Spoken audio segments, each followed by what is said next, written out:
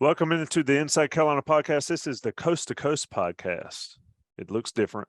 It's the same solid content, sponsored by Johnny T-Shirt and JohnnyT-Shirt.com. I am your host, Tommy Ashley. Tonight, Joey Powell, the usual host and the expert host of this Coast to Coast podcast, is off in the relaxing. We'll call it that. We'll call it relaxing. But we've got Sean Moran, who is on the East Coast, and we got Sherrell McMilland, who's in the backyard on the patio again.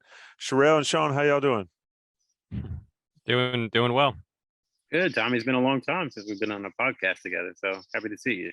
I know it, man. It's crazy. Maybe we'll do more of these as time progresses, but let's get straight into it, guys. Carolina basketball, of course, is a little bit on the back burner here with Carolina football getting ready to ramp up. Of course, these podcasts my podcasts have been geared towards the football, so it's a little cool to talk about the basketball end of it. And let's get straight to the offers. Boogie Flan, the latest, Sherrell. Tell me about that offer. Tell me what that means for North Carolina. Tell me what he would bring potentially if he were to decide to pick North Carolina.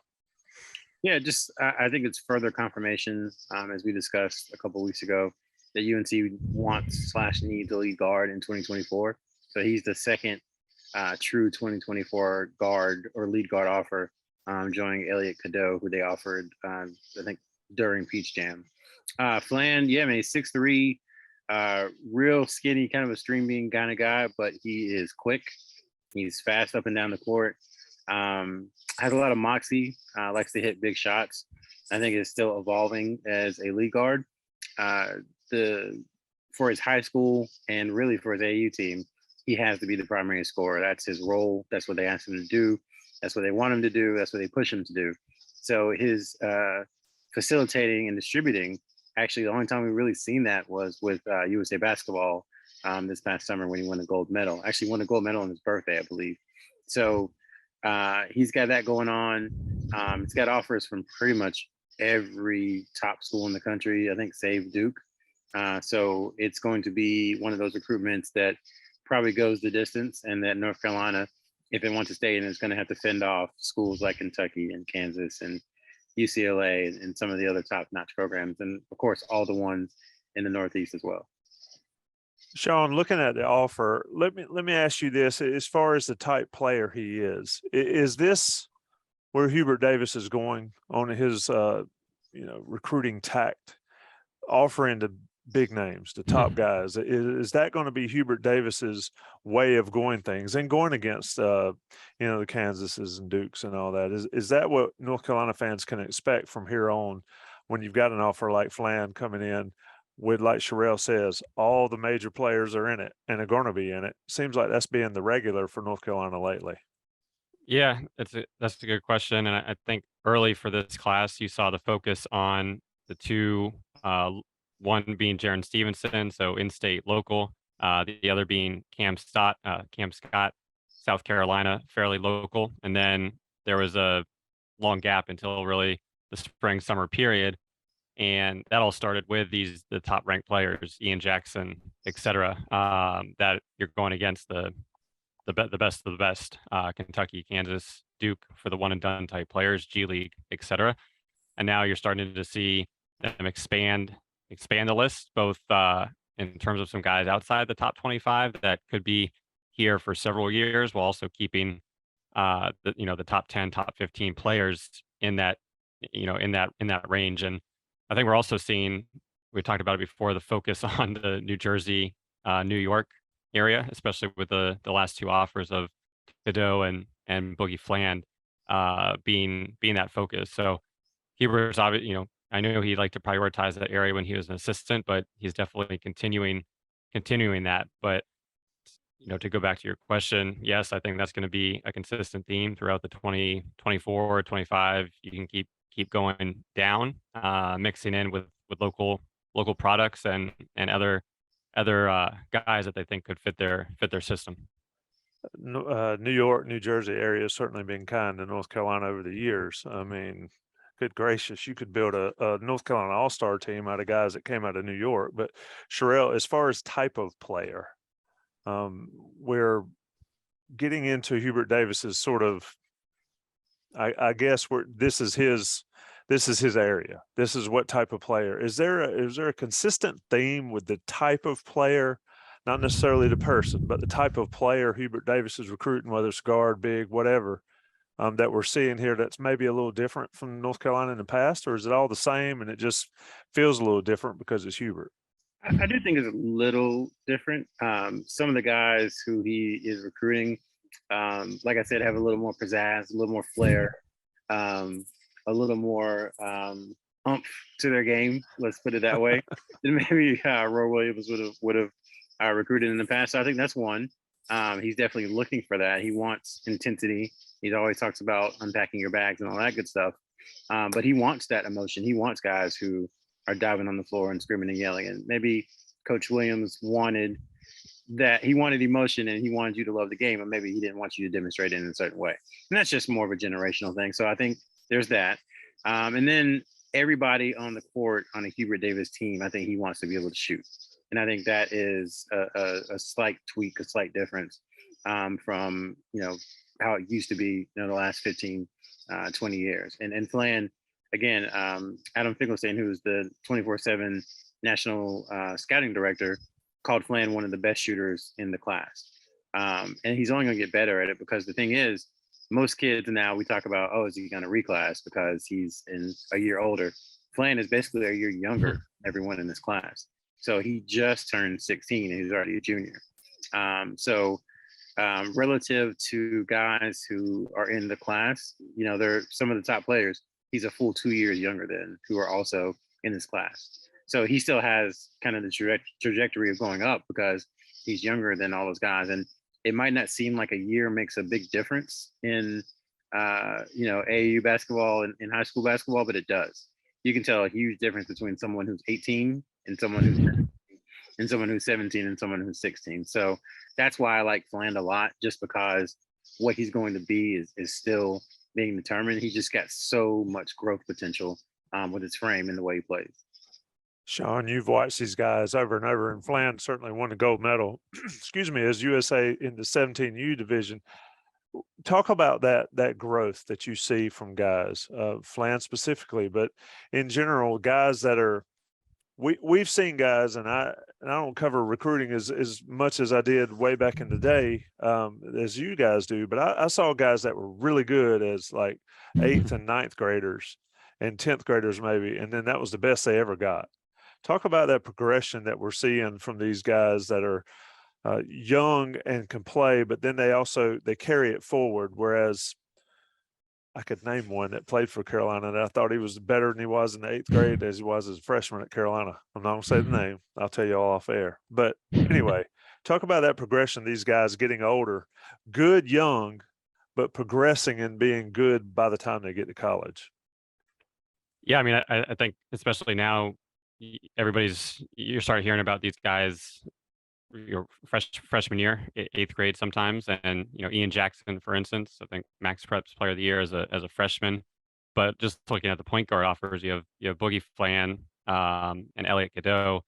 And to Sherrell's point, Cadeau's about a year and a half older than Flan, and he's ranked a little bit higher now, but he's probably where he's gonna be, coming into college. Where Flan, 6'3", lanky, I think definitely has some room to grow. But yeah, to your point, there are a lot of guys that can top out pretty early, or maybe they're ranked high right off the bat, whether they've already hit their growth spurt, or they're a little more advanced physically, and then all of a sudden, come the end of the high school period, they're nowhere to be found.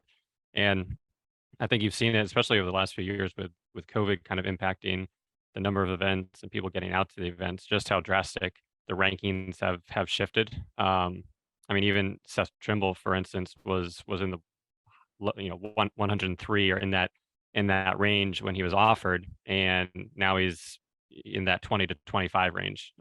Same with another guy UNC offered, Cam Whitmore, and now everybody's talking about him being a top 10 pick when he wasn't even a top 100 about 14 months ago. So I think it's all about Flan has being young on his side, but being able to continue to expand your game versus being maybe dominant physically early on. Sherrell, and this is intriguing to me, and it may be ridiculous to our listeners, but Dean Smith always talked about they get better from freshman to sophomore year. That jump is huge. What about in high school? How does that work? Because when you see guys in high school, like I'll go football related, Omarion Hampton, the dude was a monster in the 8th grade, and he's remained to be a monster. But on the basketball side, where do you see the biggest growth for these guys, usually when you're covering them? You're muted. I would say probably it's tough between the sophomore and junior and senior. I think I would lean probably the sophomore to junior because a lot of guys that summer, they sometimes play up 17s. That happens a good deal.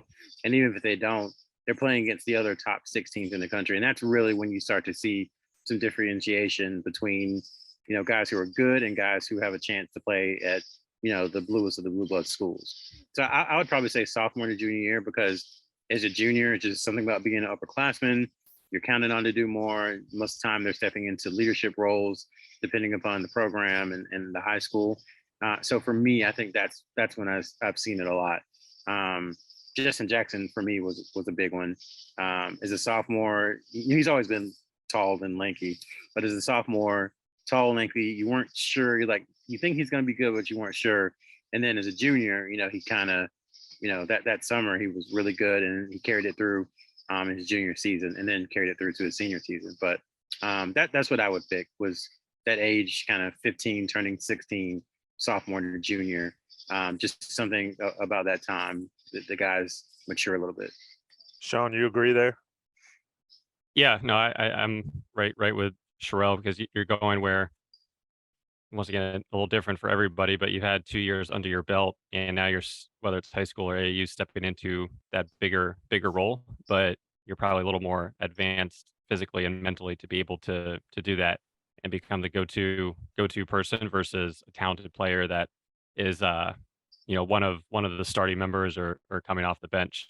So I think you are seeing a lot of traditionally in that sophomore to junior season, but once again, sometimes I think there's still the players that you're seeing really. I mean, we saw it with TJ Power. Not that he was not ranked by any means, but that junior to senior, that July timeframe, that was his time to shine, and he went from Indiana, UVA type offers to being offered by everybody. But I'd say for the most part, it is that sophomore to junior year where you're seeing that jump and you're seeing who can play at that highest level.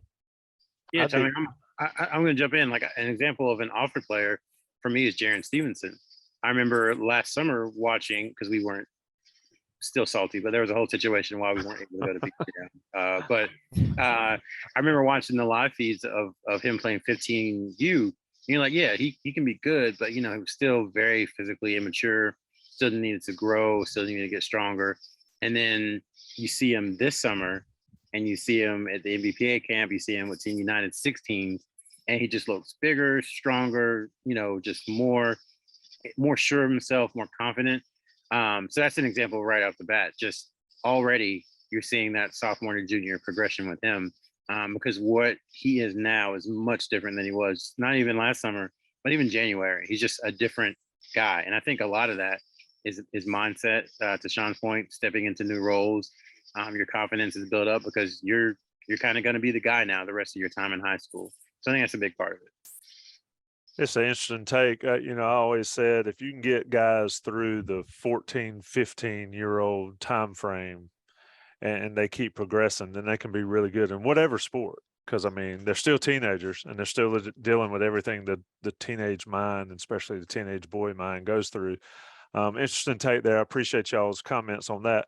You're listening to Coast to Coast Podcast. I'm Tommy Ashley, hosting for Joey Powell, Sean Moran, Sherrell McMilland. Let's talk a little bit about visits. Sherrell, once upon a time, if you got them on campus, you had a chance.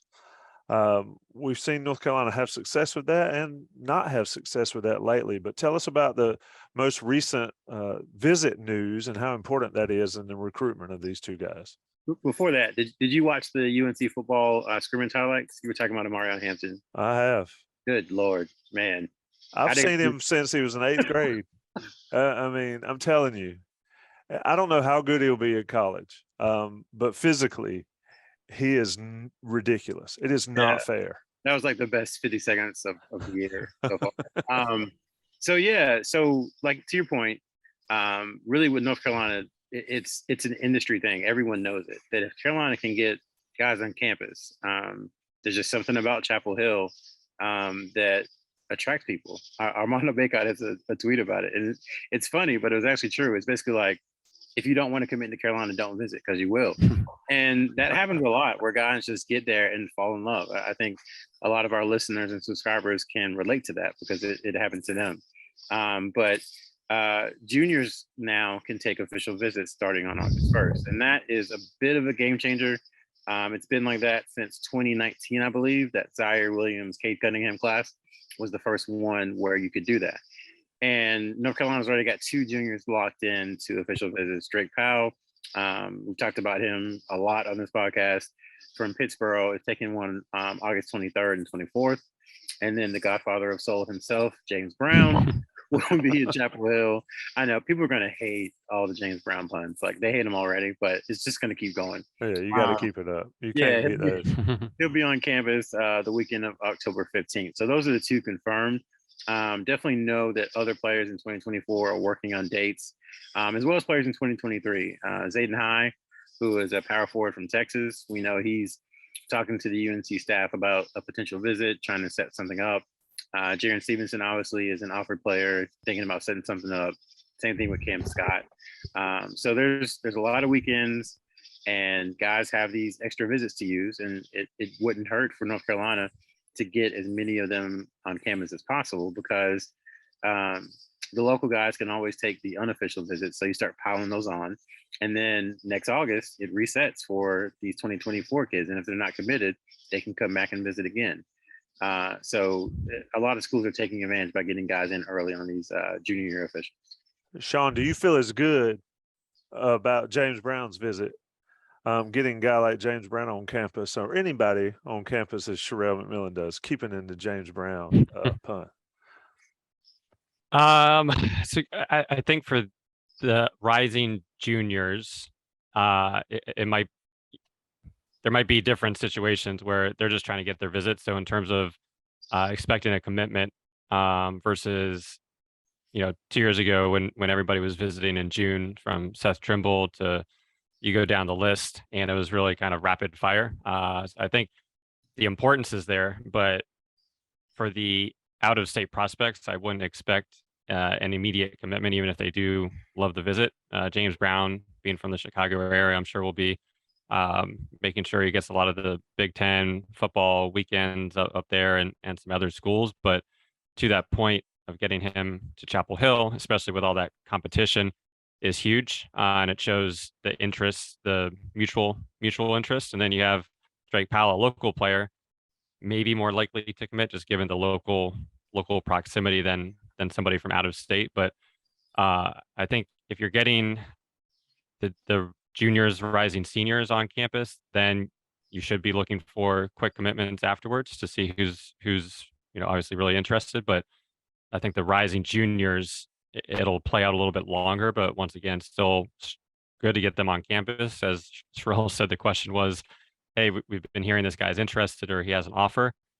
But if they never come to visit, then most likely you don't really need to focus on them going forward, even if they do have an offer. So James Brown and Powell, I think, are also 2 guys that they can help potentially supplement a strong class, where it allows you to reach out to those top 10, 15 type guys, because those are the guys that might be there or might be in Chapel Hill for a few years. So I think having those building blocks can help you get a potential one and done type candidate, where it's a little less risky than you're putting all your eggs in that top 10, 15 type player.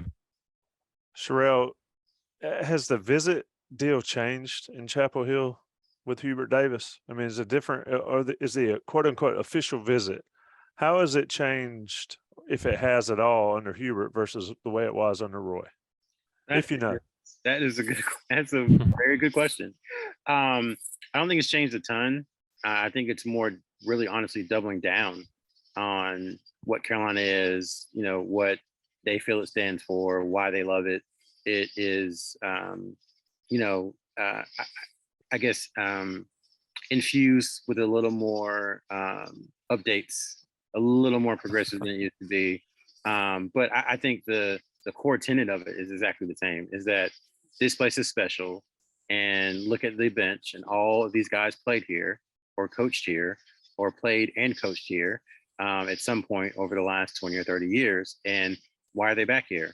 Because they love it, and because they want it to be great, and because they want to see other people experience what they did. I mean, that is the North Carolina pitch. It's not even a pitch. That's the thing. It is, yeah. If for those on YouTube, being attacked by a wild bug of some sort, but that's their pitch. It's just like, look, this is UNC. We shouldn't have to beg you to come here because it's special and you should want to be here. And I think that hasn't changed. But everything else, there's still the photo shoots, and you'd still go on campus and talk to the people who are in the department that you're thinking about majoring in. You meet with a nutritionist, you meet with, depending on who it is, you might meet with Bubba, or you might meet with Mac Brown, or another coach. You tour the museum, you tour campus, you hang out with the players, you watch practice. All that stuff is still pretty much the same. But I do think Hubert Davis and his staff have put a little more of their stamp on it. But again, the core tenet, the basics are exactly the same. That's an interesting take. I mean, you got to update it, right? It's still, I go back to Carolina. It's still Carolina, same as Carolina it was in '89 and '93, but it's updated, and it's cool to see. It's like just a little renovation. That's what it's. Exactly. They put in some new flooring and some marble countertops, and everything looks better. That's pretty much what's happening. The fixtures are nicer, but it's still the same. The old well's got the same water. It's all the same stuff. Good stuff. Sherrell McMilland, Sean Moran. This is the Coast to Coast podcast. I'm your host, Tommy Ashley. Going to talk a little second about Johnny T-shirt, johnnytshirt.com. I thought about asking Sherrell to do this read, but Sherrell, if you're watching on YouTube, is dealing with the locust infection or locust coming around. I love it, man. I wish I could be on my back porch, but we've got bats. So we don't have bugs, but we have bats. So we can't do that. But Johnny T-shirt's got everything you need. Probably got some bat repellent. But they do have swag. It's football season. They've got a ton of gear for football season, tailgating, anything you possibly need. And of course, they got all the jerseys you could possibly want for every sport at Johnny T-shirt and johnnytshirt.com on East Franklin Street. Go visit them. I will check them out when I move my child back into Granville Towers on Thursday for his sophomore season. Or his sophomore year. I will go there and get my 10% Inside Carolina discount. You best believe it. And if you're a premium subscriber, you can get the same at Johnny T-shirt. Letting national guys pay the bills. We'll be right back, coast to coast. Going to talk a little current basketball with Sherrell and Sean. We'll be right back. It is the Coast to Coast podcast. Tommy Ashley, and I don't feel like I have the same voice as Joey. Joey's got this like dulcet tones and all that. I've just got the countrified tones. But Sean, I'm gonna come to you first. Carolina basketball, and this is something I always like to talk to you guys about. And it's tough to wrap my head around it. In February, they were barely making the tournament, and now here we are in August, and they're preseason number one. It's the same guys, except for Pete Nance. How has that happened in your mind? I mean, is it simply getting hot for an March-April run, or is some transformation happened with these guys that maybe we're not fully grasping that's caused it? Part of me says it's just the hype of the run. The other part of me says something's changed. Where are you on that? Oh, I mean, I think to what Sherrell was saying from September through February was that this team puts it together from a talent perspective. They're a top 10 talent, and they did. They finally put it together, and you started having the 5-star guards play together, and everybody was clicking. I mean, I think there was a few pieces. I'm going to go back to Brady Manick, I think, being the key piece that started everything, just with how he played and the ball movement, and everybody starting to buy in after that and move the ball, hit shots, kind of live up to their potential. And then you had Leahy Black, who flipped the switch, starting with that Virginia Tech home game. But I think in I know I saw it early, hey, UNC is just the UCLA of last year in terms of making that run, getting the high ranking, but maybe they're not nearly as good as that expected ranking is. Um, UCLA was, I'd say in large part, Mick Cronin, who helped them get to the Final Four and almost upset Gonzaga with how he controlled those games versus, I mean, UNC, Marquette, and Baylor until until Manic got thrown out, but they just absolutely dominated and cut a team out where I think in a lot of times before you could see them get a lead and then give it up and lose the game, but they got a lead and they built a lead. I think the Baylor situation was obviously a little different to give that up. Even St. Peter's, they put them away early. So I think this team has it. They're all coming back. The guys that could come back, because that was another scary thing of, hey, what happens if they don't make the tournament and you have a lot of departures? Who's gonna, then you're relying on the freshmen to come in. But once again, it's a different type of pressure that they have of being that top team or top 5 team. If they have a loss early on or 2 losses early on, and now there's kind of a different type of pressure. So I think the question is, can they almost block that out and still still move the ball, still play together as a team, all while incorporating a few new guys into the roster. So definitely looking forward to it. And I think the fact that we're talking about this is amazing, because I know we were all worried about what was going to happen last year and how the future was going to look. And now we're talking about Carolina as a top team, which we haven't done in a few years. Yeah, I think that Mark Twain quote spot on here, Sherrell, and I feel like we've used it for a couple times or 2 or 3 years now. Carolina, Sean mentioned a word that I think is important. They had it, and they certainly got it late in the season, but is it enough to make this team as good as we think they can be? And is it enough to carry them? Everybody's talking about national championship or bust. I think that's a little ridiculous. But these players. Well, okay. If you're watching on YouTube, I'm gonna let Sherrell explain his facial expressions when I say national championship or bust is a little much. Where are you, Sherrell? You're muted again. Come on, man. I want to hear the crickets. Anytime you start talking about national championship, there obviously has to be some breaks. So that shouldn't be the expectation moving in. But I think anything less than a Final Four for this team, barring injury, would be a disappointment. This team was an 8 seed.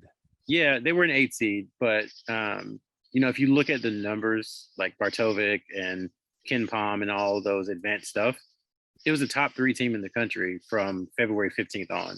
And that's not a small sample size. That's, basically 2 months, I think like 17 games. So for half of the season, they were one of the 3 best teams in the country from the numbers. That's not anecdotal, not how we feel, not what we think, just pure raw data. So there's that. So that differentiates them a little bit from UCLA. But then you add in the fact that experience is what wins in college basketball now. As much as people don't want to hear that or get tired of hearing that, it's what wins. Guys who have been there, guys who are talented, they typically win in March. And North Carolina is going to have the most experienced team, I think. Before Greg leaves, I'm going to have him check the numbers. I think this is going to be the most experienced team in Carolina history, the most experienced starting 5 by far in Carolina history. I'll say modern history, because you're going to have a 2 3-year junior starting in the backcourt. You're going to have a 5th-year senior who started basically 4 straight seasons on the wing. More than likely, a 5th-year transfer who has started most of his career, and then a 4th-year center who is going to be preseason first-team All-American, preseason ACC Player of the Year, and a chance at preseason National Player of the Year.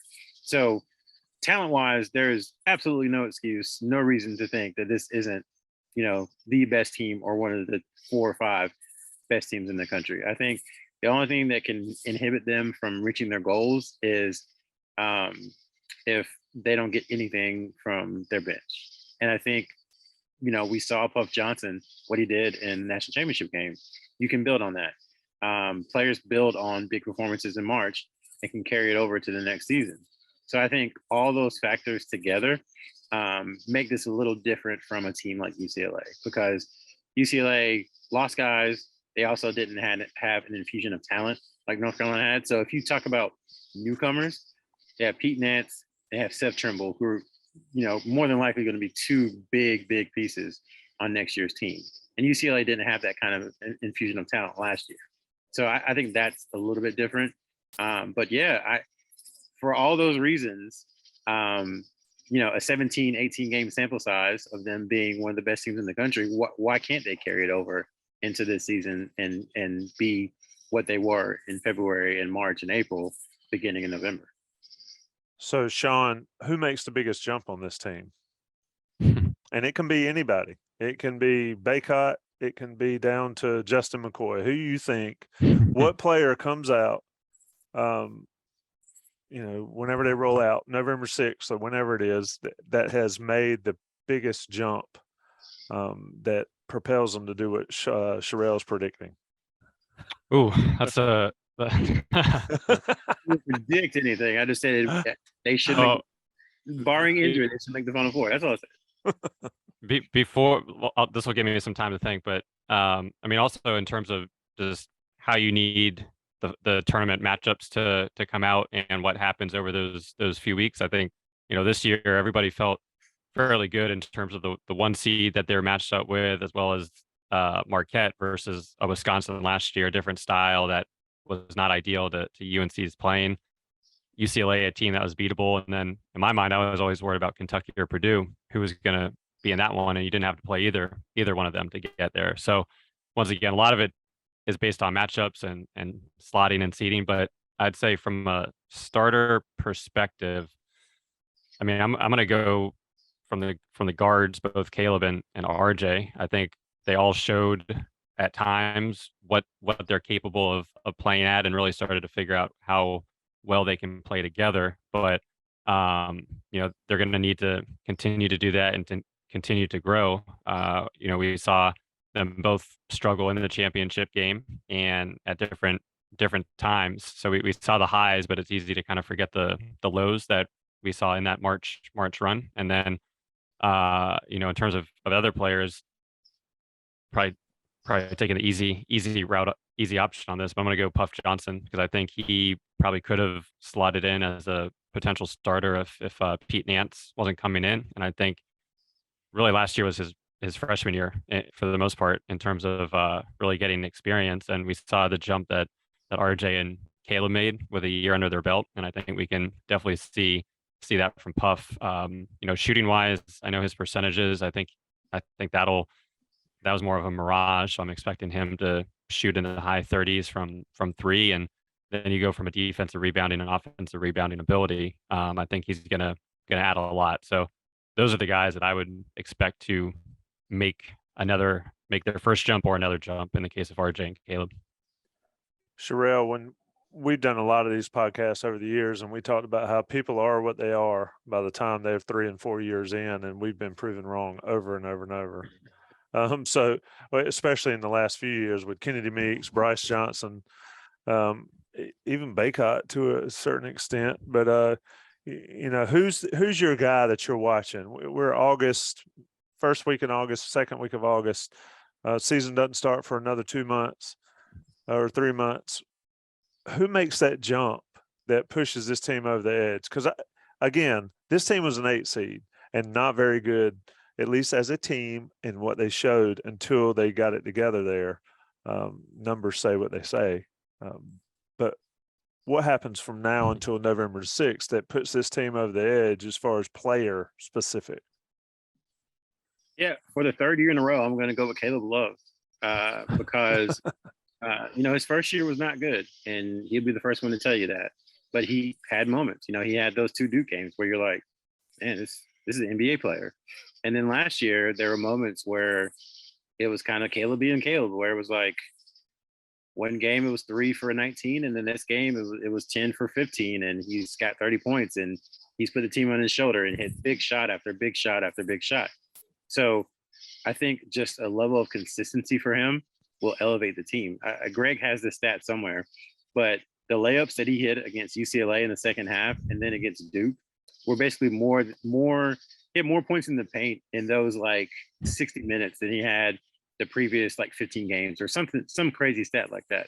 So I think he learned that, hey, I can get into the lane sometimes and I can finish at the rim sometimes. And when I can, I need to get better at that because I'm an 89, 90% free throw shooter. So if I'm able to do that, then I can get to the free throw line and get some easy points, and then I'll get my 3-point shot going. So I look for efficiency for him, shooting better inside the 3-point line. I mean, he was 38% from inside the 3-point line, which is just, it's not good. I mean, just to be frank, but he was really good for a lot of the season from beyond the 3-point line. So if you can just kind of meet in the middle of those two, have that, keep that 3-point percentage around what it is, and have that field goal percentage and effective field goal percentage go up this next season, I think that'll help North Carolina a ton. It'll take a lot of pressure off of everyone, and it'll make the offense, that much more potent. Yeah, I mean, he was fantastic against Duke in the Final Four, and then we won't talk about the championship game. But those 2 days are your point.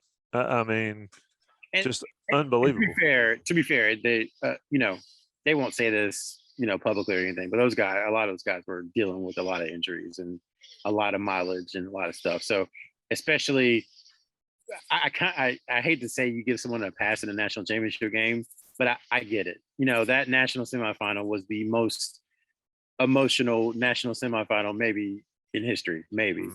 And to go through that and then 24 or 48 hours later have to play, what turned out to be the best team in the country with the way they play defense. He turned his ankle early in the game.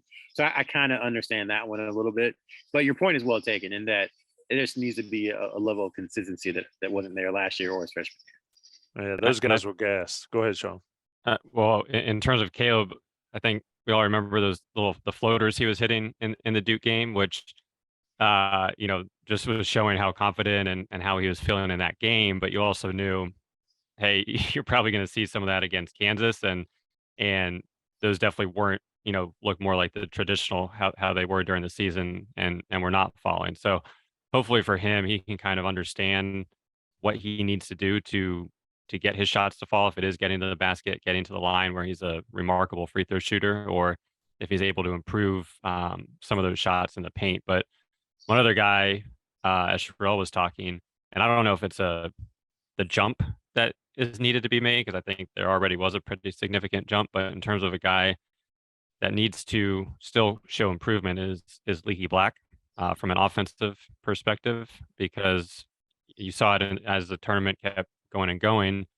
Teams were really, I mean, similar to what they did in the regular season, but even to more of an effect of using his man as a safety, and whether it was looking to bother Baycott or looking to clog the paint, that was an issue. And he did hit some shots to make them respect him, but there are also times where it's like, they're just leaving him wide open. And without Manic, without his ability to shoot from that 4 position, I think he still needs to show an improvement offensively where he's respected more, and you can't just completely play off of him. And I think, he did show growth, especially, shooting the 3, catch and shoot, kind of eliminating some of those tough pull-up jump shots from just inside the arc and attacking a lot stronger to the basket.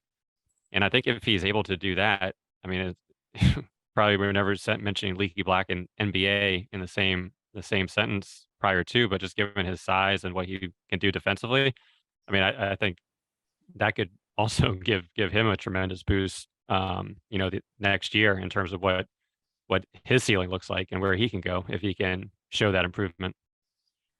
I agree with that. If he shoots 35-40% from 3 and shoots a lot of them, I mean, this Carolina team, I'm not seeing too many losses.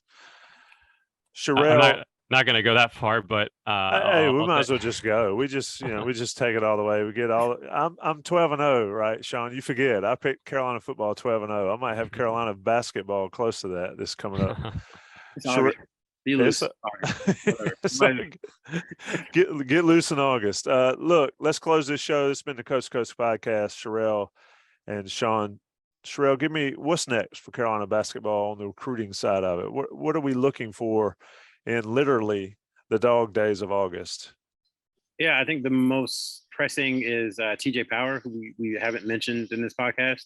I would say he's the top target in the senior class for UNC. He was offered about 3 days before they had the decommitment. And then Zayden High was offered about 2 days before they had the decommitment. And Power was just phenomenal most of July and then down at Beach Jam. I mean, everybody came back and he was one of the 4 or 5 players that folks were raving about. I mean, he's going to jump from, I think he's in the 70s and 80s in most rankings. He's going to jump into the top 30. I think that's pretty clear at this point for most people. And if he's not there, he'll be right around that. I mean, I would say 35 at the worst. So that is the kind of player who's kind of right in that UNC wheelhouse that they have done very well with in the past, that has a lot of talent, has a lot of skills, but might have a couple of deficiencies that keeps them in college for, a year, 2 or 3 years. So basically, what is he going to do? Is he going to take more visits? So he crammed in. It was very clever by Power and then by UNC and Duke, because you can't take unofficial visits in July. What he did, he has family in the Raleigh area, so he has junior year official visits left, and the deadline is July 30th that you had to use them by. So he snuck them in the week before, just 1 day official visits to both Duke and UNC. And since then, he's kind of shut down his recruitment. Like, hasn't spoken to anybody on the record, hasn't announced any lists or visits or anything like that. But we think that pretty soon, in the next week or so, there should be some movement there, whether it is, announcing a cut list or announcing another round of official visits. But that's kind of what we're watching most immediately, as well as if Zayden High comes to an official visit date. So those two things. And then are there going to be more offers in 2024? Because they watched a lot of guys in July. Is this it? Are they going to wait until they go back on the road in September? So kind of those things. And then, of course, the junior year official visits that are scheduled and those that have yet to be scheduled. Sean, you got anything left for us? No, I think Sherrell covered it. Covered really everything there. I mean, I think the main thing is just who's next from the 2024 class. They've kind of gone in different waves of early on with Stevenson and then Scott, and then right after the June 15th when they could start talking to that class, and then a little bit sprinkled in during the live periods. But from that class, I think it was just the two point guards that they offered coming out of that. So I definitely see maybe a few more coming down the pipeline before they can start going back and watching some of the players while they're in high school. So I think that's probably the main point of who else do they offer now that they really have offers throughout all the different positions. Where they go from here, and then who do they start trying to turn the pressure up on to get commitments? Numbers wise, before we get out of here, number wise, what is Carolina looking for, Sherrell, in the 23 class? And 24 is kind of up in the air, but where's Hubert's mindset here? I think in 23 from the high school class, there's looking for one more, which is the spot from the decommitment, that 4 spot, which is why they offered High in Power. If High in Power, they strike out with them, I would be surprised if they went for another high school player from there and just kind of went and saw what was in the portal when it opens, in the spring. As far as 2024, I think at least 4. I had said, I didn't think they would do 5, but you start looking at the roster and looking at the potential for who might leave and all that good stuff. And I could see them taking a 4 or a 5-man class in 2024 just because of the needs they'll have, and because you're not quite sure who's still going to be around, and because a lot of the players that you have already who could be around are very versatile and you can kind of move them around to fit your roster. So I could definitely see a 4 or 5-man class, a lead guard, a wing guard or wing forward, depending on who it is. I think another wing forward, and then at least one kind of forward / center. Probably you probably could see, honestly, one of every position, but it just depends on which player, and that impacts what other position they get. So, for example, if they were to get a commitment from someone like Cam Scott, I think he's a sufficient enough ball handler and facilitator that maybe you don't need necessarily another, kind of guy like him, another 2 guard/3. Maybe you just have a true wing and a true 4. But if you get a wing who maybe isn't a great ball handler but is a good scorer, then you have to have your lead guard, and then maybe you try to sign a wing forward who might have some ball handling skills. So it's just piecing together based upon the player's attributes, I think. But you can kind of see who they have at the top of their board based upon when they offer it and who they watched and all that good stuff in July. Sean, does the portal remain such a big deal as years go by, or does it ease off? No, I think it. That's a good question. I think it stays a focus, especially if you're looking for one specific thing. I mean, this year is really that one position, so I think it'll stay a focus in a small way. But I think that's not going away anytime soon, and especially if you're trying to get experience quickly. I think that's the way to go. So I think going forward, look, if they miss out on power and high, then we can be sure that that's going to probably be the position of focus going forward in the portal. It also gives you a little more flexibility of seeing what you actually need versus recruiting for a potential team you're not really sure is going to be there or how it's going to look down the road. Indeed. Sean Moran, Sherrell, McMilland, I'm Tommy Ashley. This has been the Coast to Coast podcast. Guys, it's always fun. I'm not Joey Powell, but I hope I stood in well enough while he's off gallivanting in faraway lands. It's been the Coast to Coast Inside Carolina podcast, sponsored by Johnny T-Shirt and JohnnyT-Shirt.com. Check them out. Visit them. Take care of them. They take care of us. Peace, guys.